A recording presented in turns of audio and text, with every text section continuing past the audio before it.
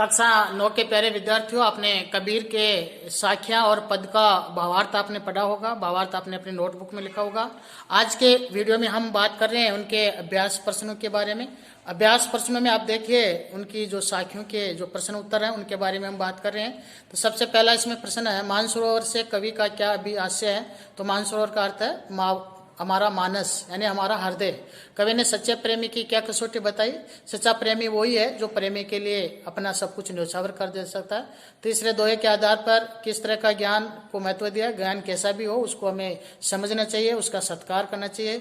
संसार में सच्चा संत कौन होता है। सच्चा संत वही होता है जो अपनी भावनाओं का और तीसरे पद के आधार पर आपको लिखना है। अंतिम दोहे का माध्यम से कवि ने किस तरह की संकीर्णता की बात की है उसका उत्तर लिखना है। किसी भी व्यक्ति की पहचान उसके कुल से होती है, उसके कर्मों से होती है, इस तरह को आपको बताना है।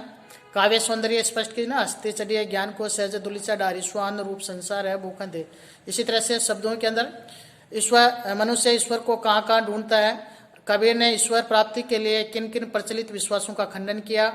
कबीर ने ईश्वर को सब श्वासों की श्वास में क्यों बताया है। कबीर ने ज्ञान के आगमन की तुलना सामान्य हवा से न करके आंधी से क्यों की।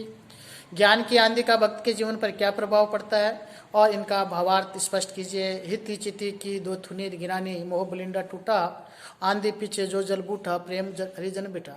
तो आज आपको ये 13 तक के प्रश्न आपको अपनी पाठ्य पुस्तक के आधार पर अपनी नोटबुक में करने हैं और अगले प्रश्न के अंदर अपन उसमें रचना और उसके आधार पे अपना चौथा इसको आप छोड़ दिए।